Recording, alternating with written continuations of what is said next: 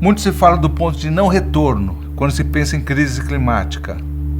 Alguns dizem que já passamos esse ponto, outros defendem que ainda não, por enquanto. Técio Ambrise, diretor do Instituto de Energia e Ambiente da USP, traz uma boa analogia para explicar um pouco desse ponto de culminação. Eu adoro essas analogias, elas são muito boas para visualizar um problema. O que a modelagem tem nos dito, né, e vários estudos têm mostrado que a gente chama de tip point, né, quer dizer, aquele ponto de não retorno. Então você imagina que a floresta está sendo cortada, é como se você pegasse uma bolinha e estivesse subindo numa montanha. E aí você está aqui nesse nível. Se você der um toquinho nela, ela cai. Então, na verdade, o corte da Amazônia e toda a influência que ela pode ter no clima da América do Sul, ela está diminuindo até chegar aqui. Se você parar tudo agora e deixar a floresta em paz, ela vai conseguir se regenerar. Se você não deixar ela em paz e der um toquinho nessa bolinha, ela vai cair. E aí significa que a floresta não consegue mais se regenerar, e aí sim, né, você não tem mais uma grande floresta absorvendo o CO2. Então você está contribuindo para manter, né, o CO2 na atmosfera. Além, né, do aumento dos gases através de queima de combustíveis fósseis, queimadas e indústria, você também vai ter a floresta não estará mais contribuindo para absorver esse CO2. Então é como se ela estivesse contribuindo para aumentar o CO2 da atmosfera. Então nós estamos num período muito drástico em que nós temos que agora começar a diminuir o desmatamento para você não atingir esse ponto. Porque senão depois, né, que a floresta já acabou, você vai ter que reflorestar tudo. E aí eu acho que é muito mais difícil, né? Hoje nós vamos falar sobre a crise climática. Ela já está aqui e precisamos começar a pensar em planos de como deixar a floresta se regenerar.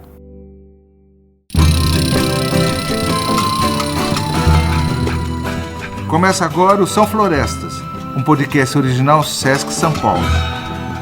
Um olhar sobre projetos e povos que buscam alternativas sustentáveis a uma das florestas mais ricas em diversidade do nosso planeta.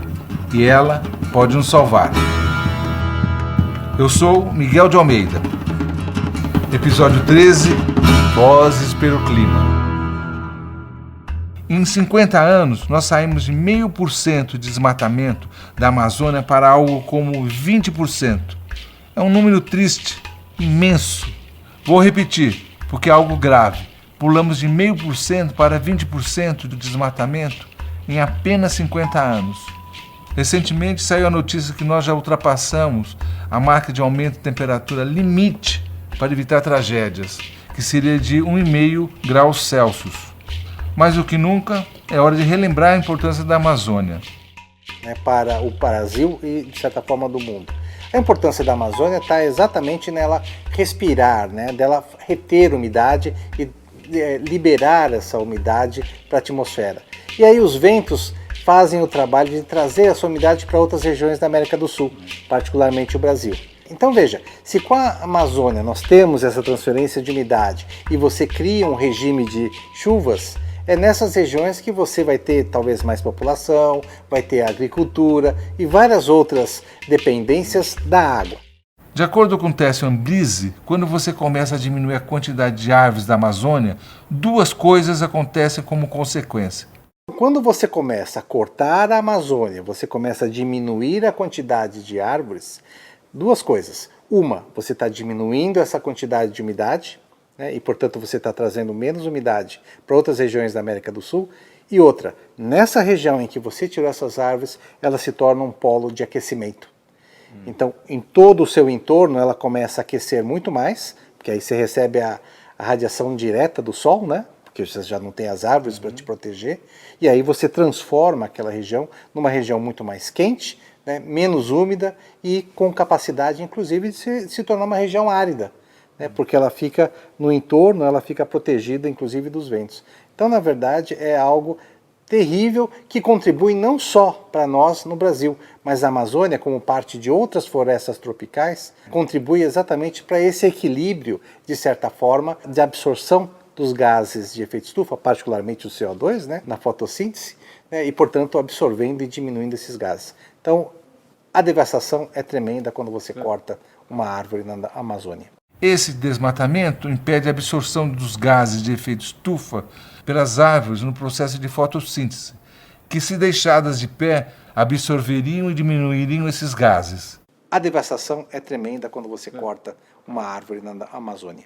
Uma das consequências dessa devastação é que as florestas passam a se parecer com savanas. Mas não, isso não quer dizer um terreno sem árvores. Quer dizer que as árvores mais altas foram cortadas, sobrando apenas algumas, as mais baixas. Bom, a savanização não significa que você transforma tudo num deserto, mas significa que você não tem já as grandes árvores, né? São árvores mais curtas, que é a ideia da savana africana, inclusive, né? Quando você sai da floresta africana, você entra na savana, que é aquelas árvores mais curtas, quase tipo pasto, né? Bom, na verdade, alguns estudos já científicos, né, e tanto de observação quanto de modelagem numérica do clima, tem mostrado uma alteração ali no sul da Amazônia, né, em termos do comprimento das estações do ano. Ou seja, a gente tem tido um comprimento de estação do ano mais seco aumentando e uma estação do ano mais chuvosa, que é o nosso verão, diminuindo. Então, na verdade, a falta de árvores ali, o fato de você estar desmatando ali, tem alterado o clima já no seu entorno, no clima local, né? E isso é um impacto muito grande, porque, eventualmente, né, isso pode se estender ainda mais e pode ter um impacto na agricultura, é claro. Mas eu quis saber do Técio sobre soluções. No caso do clima, o que pode ser feito para aliviar ou melhorar essa situação? Ah, não, o do clima, várias situações, né? Na verdade, um dos grandes vilões são os gases de efeito estufa, né? E o maior de todos, né, na verdade, quase 70% vem da queima de combustíveis fósseis. Então, só, né, a diminuição do uso de combustíveis fósseis já teria um impacto gigantesco. Mas fora isso, tem exatamente uma agricultura que você possa ter algo mais reciclável, né? A agricultura de baixo carbono, a parte de energia. Será que a gente precisa ainda queimar carvão, né? Ou seja, você transformar madeira em carvão e queimar o carvão para gerar energia? Será que hoje, no século XXI, nós ainda precisamos disso? Não. Nós já temos visto aí, o Brasil tem avançado inclusive um pouco nisso, na parte de energia eólica, aquela que vem do vento, energia solar, né, aquela que a gente capta dos painéis e transforma em energia elétrica, né, e o Brasil sempre foi rico na parte de energia hidráulica, né, ou hidroenergia, né, que vem das nossas hidrelétricas. Então, de certa forma, a parte de energia no Brasil, a gente sempre teve algo mais sustentável, mais renovável. Mas é como que você usa isso que acaba impactando o clima. Então, se a gente quer diminuir os gases de efeito estufa, que são aqueles que efetivamente criam aquele cobertor que não deixa o calor escapar para o espaço e mantém aqui embaixo, que tem feito com que a temperatura média do nosso planeta tenha aumentado, nós temos que atacar exatamente nessa direção. Ou seja, uso de energias renováveis, menos queima de combustível fóssil e a preservação do nosso meio ambiente. Uma árvore de pé, ela está absorvendo esse CO2 que está na atmosfera, né, fazendo fotossíntese e liberando oxigênio. Então, manter a floresta de pé é importante.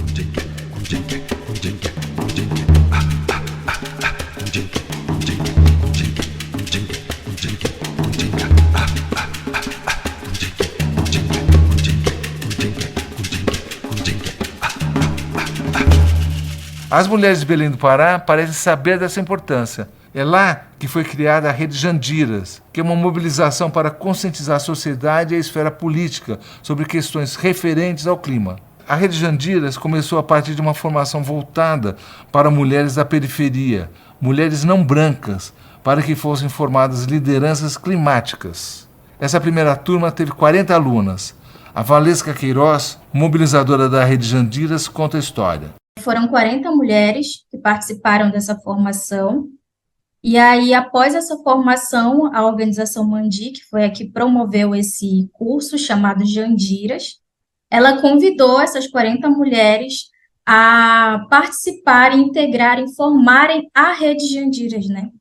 E aí, dessas 40 mulheres, 20 delas toparam esse desafio, e aí, em 2021, a rede foi criada, e a gente surgiu muito por esse desejo de discutir os efeitos da crise climática na nossa cidade. E surgiu também da gente entender que a gente precisa reconhecer a necessidade de dar voz a essas comunidades que são mais afetadas por essas mudanças do clima. E foi assim que a gente iniciou essa trajetória.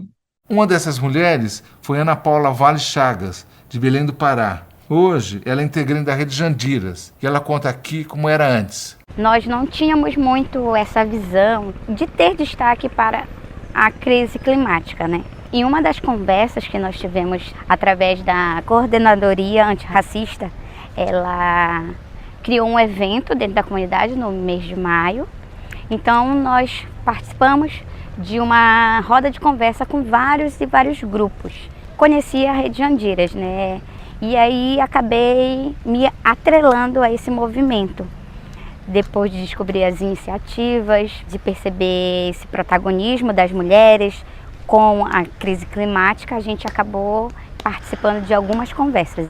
Um dos pontos importantes dessas conversas, proposta pela Rede Jandiras, é sobre justiça racial e ambiental. Outro ponto que a gente discute é sobre a justiça racial e ambiental, em que são dois temas que estão totalmente conectados, interligados à questão da justiça climática. Então, antes de falar de justiça climática, a gente precisa entender que é necessário antecipar esse debate para a justiça social, justiça racial, e assim falar sobre justiça ambiental e climática. E outro ponto que é priorizado durante as discussões é o envolvimento das crianças com o clima, porque a questão das mudanças climáticas é um debate intergeracional, tem de começar desde cedo.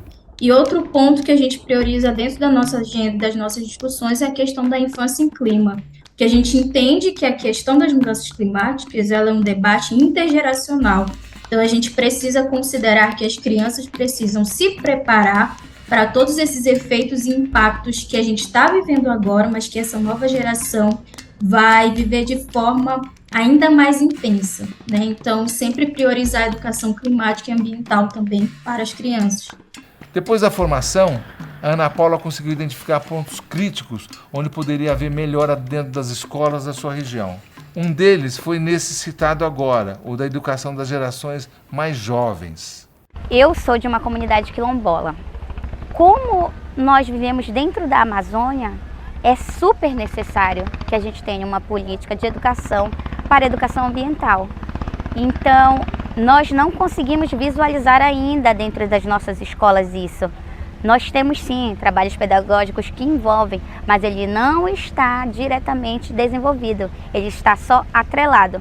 Nós temos dentro do calendário de educação o Dia do Meio Ambiente. E aí nós temos, por exemplo, dentro de alguma escola, a educação para o meio ambiente, nós temos campanhas para o meio ambiente, mas não temos um plano pedagógico que desenvolva isso anualmente para essa turma ou para essa escola. E nós saímos de uma escola municipal, nós estamos numa escola de campo e vamos nos tornar uma escola para quilombo. A Valesca, junto com a Rede Jandiras, também criou a Agenda Climática para Belém, que tem como norte 5 eixos prioritários, que consideram os maiores problemas da cidade onde vivem. A gente criou a Agenda Climática para Belém, que vai muito linkada a 5 eixos prioritários, né? Que são as maiores problemáticas da nossa cidade, que é a questão do acesso à água e ao saneamento, a questão da mobilidade urbana também, que a gente enfrenta muitos problemas. Outro tema prioritário para a gente, para a nossa discussão, é a questão do direito à cidade com enfoque em habitação social. Então, Belém, ela, em sua maioria, é composta por habitações que estão em territórios vulneráveis, né, que são esses territórios subnormais que a gente fala e que é assim visto pelo IBGE. São casas que são construídas em locais ocupados, ociosos, e que não tem essa qualidade, né, de moradia. Então, a gente fala muito sobre o direito à cidade, como a cidade ela nos recebe, se realmente a cidade ela é construída para nós, principalmente mulheres, né? E não para por aí. Lembra no episódio anterior que começamos a falar dos pilares da sustentabilidade? O terceiro era conectar as comunidades com políticas públicas. E a Rede Jandiras fez isso também. A partir da criação da agenda, que apresentou, além das problemáticas, ela apresentou propostas de ações e projetos voltados para a conscientização, adaptação e mitigação dos impactos das mudanças climáticas na nossa cidade. Então, após a gente construir esse material e apresentar para a população de Belém, a gente começou a entender que esse material também serviria como uma ferramenta de pressão para os tomadores de decisão. De que forma? A gente levou a agenda, apresentou a agenda aos vereadores de Belém, então a gente foi até a Câmara Municipal de Belém e, além de entregar a agenda para eles, a gente também entregou uma carta compromisso. O que era essa carta compromisso? Era uma forma de firmar o apoio dessas vereanças com a agenda climática para Belém que foi criada e para que as propostas que foram trazidas dentro da agenda, elas fossem implementadas na nossa cidade.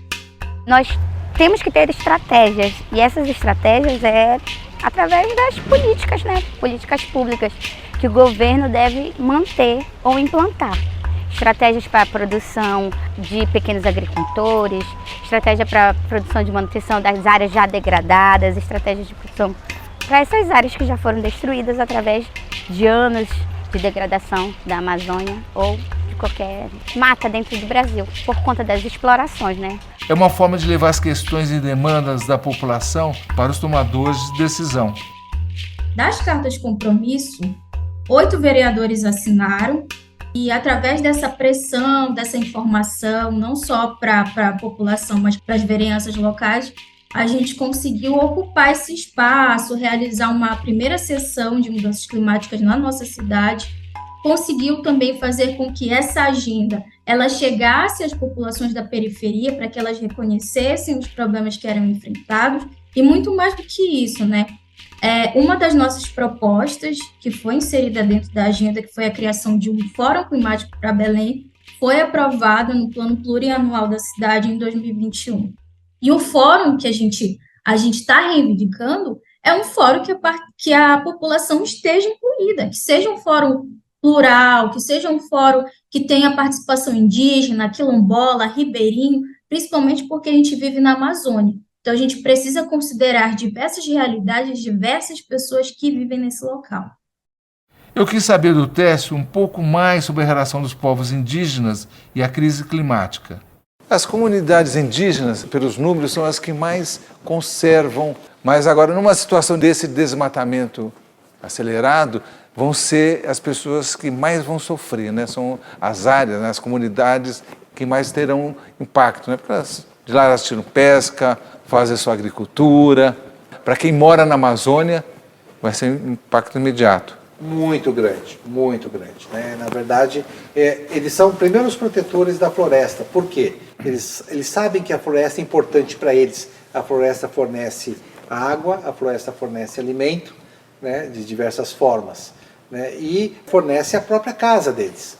Então, se você começa a perder, né, você está sendo desmatado, essas culturas acabam sendo duas coisas. Ou elas são influenciadas pela nossa cultura, e aí você deixa de ter uma cultura indígena, ou elas são empurradas para dentro da floresta, e aí em regiões que você pode ter menos alimentos, né, pode ter mais problemas de desmatamento, incêndios e tudo mais.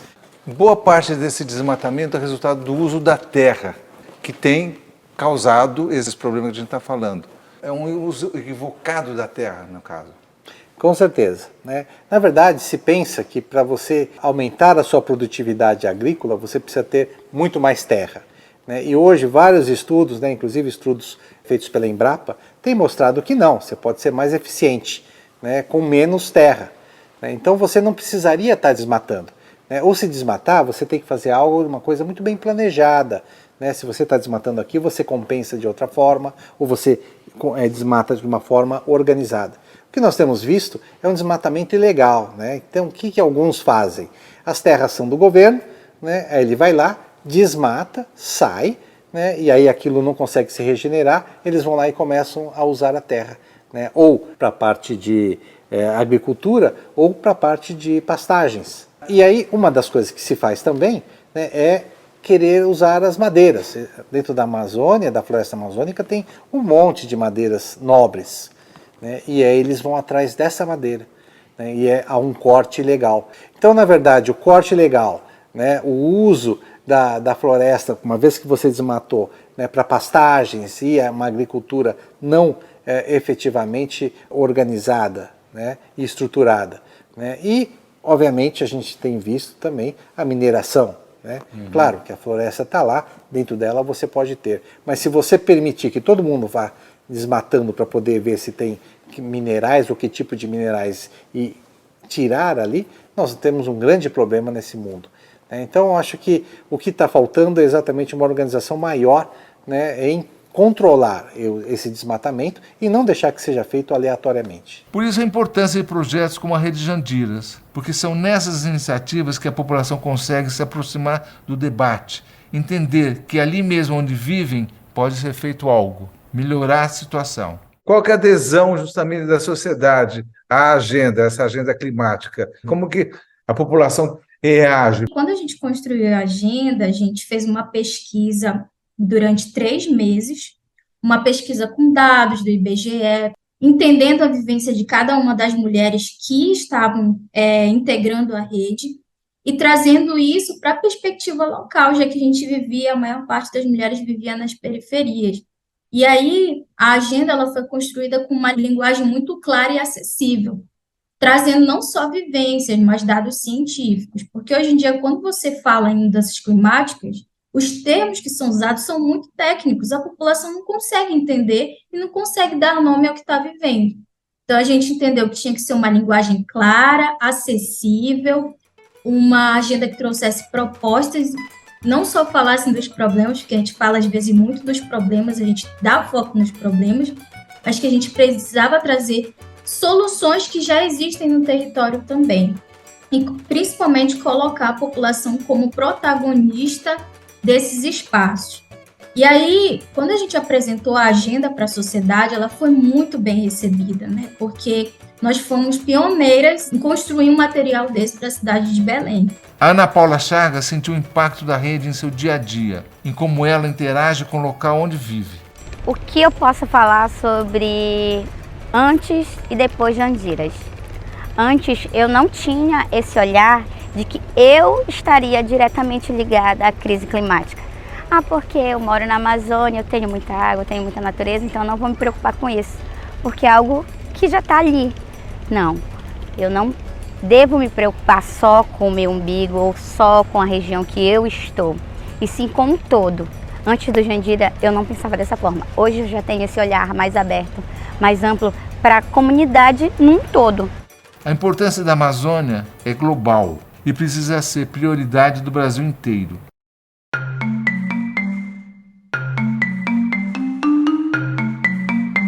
São Florestas é um podcast original Sesc São Paulo, produzido pela Santa Rita Filmes.